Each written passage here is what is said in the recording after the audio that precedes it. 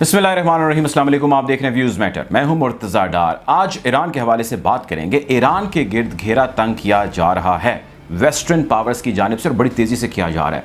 ये जो घेरा तंग किया जा रहा है, इस पर दो स्टोरीज हैं मेरे पास और बड़ी इंटरेस्टिंग है, वो आपसे डिस्कस करूंगा। दूसरी आज इस चीज़ पर बात करूंगा कि भाई ये जो घेरा तंग किया जा रहा है, जो नाकाबंदी की जा रही है ईरान की, ईरान इससे डील करने के लिए क्या कर रहा है, इसमें भी बड़ी इंटरेस्टिंग डेवलपमेंट्स है। पहली चीज़ ये कि ईरान के गिर्द घेरा कैसे तंग किया जा रहा है। दो खबरें हैं। पहली खबर ये है कि यूरोपीय यूनियन और यूनाइटेड स्टेट्स ने दुनिया को तंबीह की है, वार्न किया है। उन्होंने एक अलर्ट जारी किया है कि ईरान दुनिया भर के अंदर यूरेनियम की एनरिचमेंट कर रहा है, जिससे दुनिया को ख़तरात लाहक हो सकते हैं। और दोनों ने इस यूरेनियम अफजाइश, यूरेनियम की एनरिचमेंट, यानी कि उन व्यूअर्स के लिए बता दूं जिनको शायद इसके बारे में इल्म ना हो, यूरेनियम एनरिचमेंट से मुराद ये है कि ईरान अपने जौहरी हथियार बनाने पे बड़ी तेज़ी से काम कर रहा है, यानी कि ईरान जौहरी हथियार बनाने के करीब पहुंच रहा है। ये एक ख़बर है जिस खबर को सामने लाया गया और दुनिया भर के अखबारात इसको रिपोर्ट कर रहे हैं। रॉयटर्स, BBC, CNN, CNBC, तमाम बड़े अखबारात इसको रिपोर्ट किया, तमाम न्यूज़पेपर्स की ये हेडलाइन है। और इस खबर के आ जाने का मकसद इस टाइम पे क्या है, ये आज मैं आपसे डिस्कस करूँगा, और वो क्यों है ये भी आज आपसे डिस्कस करूंगा। आप ये बात जानते हैं कि ईरान के ऊपर ये एलिगेशन कोई नया नहीं है, बहुत पुराना है, और ये कहा जाता है कि जी ईरान जो है वो जौहरी हथियार बना रहा है। कोई 20-30 साल से ये एलिगेशन चलता आ रहा है, लेकिन अब ये सारे मामला जो है वो फाइनल राउंड की जानिब बढ़ रहे हैं। 2015 में अमेरिका ही एक मुआहदा करता है ईरान के साथ, JCPOA। इस मुआहदे के तहत वो ये कहता है कि ईरान ने हमारी बात मान ली है और वो यूरेनियम एनरिचमेंट यानी कि जौहरी हथियारों की अफजाइश नहीं करेगा। चुनाचे उसकी जो सैंक्शंस या उस पर जो हम पाबंदियाँ माजी में लगी हुई थी उसको हटा रहे हैं। वो दीगर दुनिया के ममालिक के साथ ट्रेड कर सकेगा, ऑयल के हवाले से बहुत सारी एक्सप्लोरेशंस कर सकेगा, बहुत सारे वेंचर हैं जिनको स्टार्ट कर सकेगा, पैसे की रेल पेल होगी और वो हमारी एक क्लीन और एक ग्रीन लिस्ट के अंदर रहेगा और मामला बड़े अच्छे और खुश उसलूबी से चलेंगे। डोनाल्ड ट्रंप साहब की हुकूमत आती है, वो कंटेम करते हैं, वो कहते हैं नहीं भाई ये सब बकवास है, झूठ है, ईरान तो एनरिचमेंट कर रहा है, ईरान तो एक झूठ है, एक फ्रॉड है, ईरान ने हमसे धोखा किया है, ईरान पे यकीन ही नहीं किया जा सकता। इजरायली प्राइम मिनिस्टर भी यही कहते हैं। चुनाचे ये दोनों मिलकर 2018 के अंदर एक तरफा तौर पे ये मुआहदा तोड़ देते हैं और ईरान को इससे निकाल देते हैं। खैर वो निकल गया, पाबंदियाँ वापस जैसे थी वैसे ही लग गई। डोनाल्ड ट्रंप के जाने के बाद जो बाइडन साहब आते हैं और वो कहते हैं कि यार इन पाबंदियों को ख़त्म किया जाए, ईरान के साथ ताल्लुकात बेहतर किए जाए और JCPOA में वापस चला जाए। उसके ऊपर वियना के अंदर टॉक्स जारी हैं, 6 उसके राउंड हो चुके हैं और उसके बाद एक खामोशी है। और ख़ामोशी इसलिए है कि दोनों ममालिक के ताल्लुकात एक मरतबा फिर बिगड़ चुके हैं। हमारी इस हवाले से, मेरी इस हवाले से कई स्टोरीज़ मौजूद हैं गुज़िश्ता, अगर आप कुछ दिनों के अंदर देखें, जिसमें मैंने जिक्र ये किया है कि ईरान और अमेरिका के ताल्लुकात ख़राब हो चुके हैं और इस ख़राबी के अंदर सबसे बड़ा बेनिफिशरी इजराइल है और अमेरिका को कन्विंस करने वाला भी इजराइल है। बहरहाल ये डेवलपमेंट थी। अब इस डेवलपमेंट में यकीनन बहुत सारी चीज़ें पिनहा हैं जो इस चीज़ के ऊपर एक क्लैरिटी दे रही हैं कि अमेरिका या वेस्टर्न पावर्स अब ईरान का मुहासबा करना चाहती हैं और इस मरतबा शायद वो उससे जो माजी में पाबंदियाँ थी, सैंक्शंस थी, उससे भी ज़्यादा सख्त पाबंदियाँ लगाना चाहती हैं। दूसरी अहम खबर ये है कि आप जानते हैं कि अमेरिका की ईमा पर या उसके कहने पर सऊदी अरेबिया और ईरान की टॉक्स का आगाज़ हुआ कि दोनों बैठें और अपने मसलों को हल करें और यमन के ऊपर बातचीत करें और ख़ित्ते के अंदर अमन लेके आएँ। खैर ये मामला भी खटाई का शिकार हो गया। इसमें डेवलपमेंट ये है, खबर ये है कि अमेरिका ने आला सऊदी जो सिक्योरिटी से रिलेटेड, डिफेंस से रिलेटेड क़यादत है, उसको अमेरिका में तलब कर लिया और इस वक्त अमेरिका के अंदर deputy defence minister of Saudi Arabia Khalid bin Salman अपनी तमाम डिफेंस टॉप नॉच कैबिनेट के साथ वाशिंगटन पेंटागन के अंदर मौजूद है। और इस मुलाकात के दो मकासद हैं और दोनों मकासद का एक मकसद है और वो है ईरान। अच्छा, पहला तो इसका मकसद ये है कि ईरान और आपके यानी सऊदी अरेबिया के जो ताल्लुकात हैं सिक्योरिटी से रिलेटेड, उस पर क्या पेश रफ्त है, हमें उस पर ब्रीफ़ किया जाए। ख़ित्ते की सिक्योरिटी सूरत हाल से हम खासे परेशान हैं। एक चीज़, क्योंकि वो बार बार कह रहे हैं कि ईरान यूरेनियम एनरिचमेंट कर रहा है, मामला बड़े गड़बड़ हो रहे हैं, तो भाई आप होश के नाखुन लें।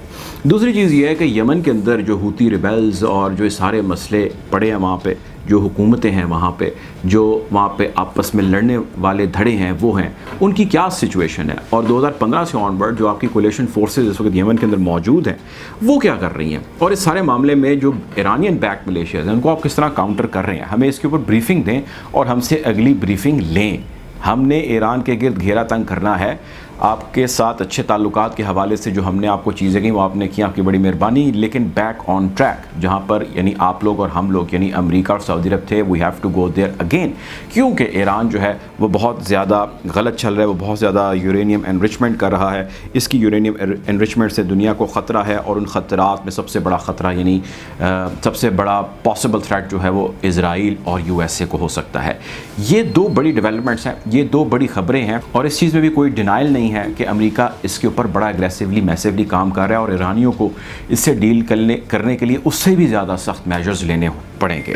अब तीसरी खबर जिसका मैंने आपसे जिक्र करना है वो ये है कि ईरान इससे डील करने के लिए क्या कर रहा है। इस हवाले से खैर मेरी काफ़ी स्टोरीज़ मौजूद हैं, लेकिन आज मैं आपको उसकी एक ख़बर और एक डेवलपमेंट का जिक्र करता हूँ। Vladimir Putin president of Russia ने रब्ता किया है प्रेसिडेंट ऑफ ईरान से, इब्राहिम रईसी साहब से, और उनको फॉर्मली कॉन्ग्रेचुलेट किया है।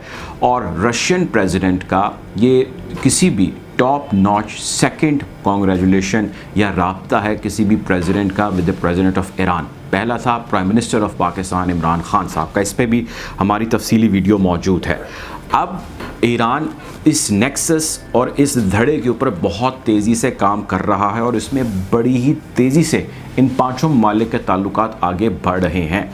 अच्छा, जो फॉरेन पॉलिसी या डिप्लोमेटिक रिलेशंस होते हैं वो हर रोज़ बदलते हैं, मतलब आपकी प्रिंसिपल पॉलिसीज़ सेम रहती हैं लेकिन डे टू डे उनके अंदर शिफ्ट आता है, डे टू डे उसके अंदर डेवलपमेंट आती है और एट लार्ज जो प्रिंसिपल पॉलिसी है उसकी डाइवर्जन या उसकी सिम्थ चेंज करने के अंदर एक बड़ा रोल प्ले किया जाता है। अमेरिका ने, इस नई एडमिनिस्ट्रेशन ने माजी में ये चाहा कि यार हम सिर्फ चाइना को सिंगल आउट करते हैं, बाकी तमाम जगह पे महाज स्टॉप कर देते हैं, रोक देते हैं, इसकी ज़रूरत नहीं है, हमारा ह्यूमन रिसोर्स, हमारा पैसा, बहुत सारी चीज़ें वहाँ पे ज़ाया हो रही हैं, बदनामी हमारे गले पड़ रही है। So let's stop everything everywhere, we have started, so let's focus more on China. सब ये करने की कोशिश की तो उस पर बहुत रिटेलिएशन और रिजेंटमेंट आई और ज़्यादा रिटेलिएशन और रिजेंटमेंट इसराइल की जानिब से आई। उन्होंने कहा कि भाई हम ज़ायनिस्ट हैं, हम यहूदी हैं, हम बड़ी ही ज़्यादा ताकतवर कौम बनने का ख्वाब रखते हैं, हमारा नेटवर्क, हमारा नेक्सस बहुत स्ट्रॉन्ग है, तो आप इनके साथ दोस्ती करेंगे तो हमारी माजी की जितनी कोशिशें हैं वो ज़ाया हो जाएंगी, वो रद्दी हो जाएंगी। इवेंचुअली दोनों में फ्रिक्शन हुई, लेकिन किसी ना किसी तरह ज़ायनिस्ट रजीम ने, यहूदियों ने या किसी ना किसी तरह इजरायली रजीम ने कन्विंस कर लिया अमेरिका को और ये सारा उसी का शाखसाना है।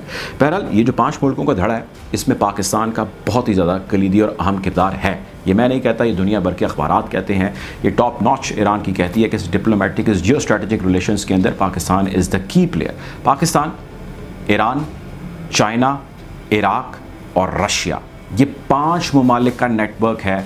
इन पाँचों के आपसी ताल्लुकात, एक दूसरे के साथ ताल्लुकात और इनके महाज तमाम के तमाम एक ही हैं।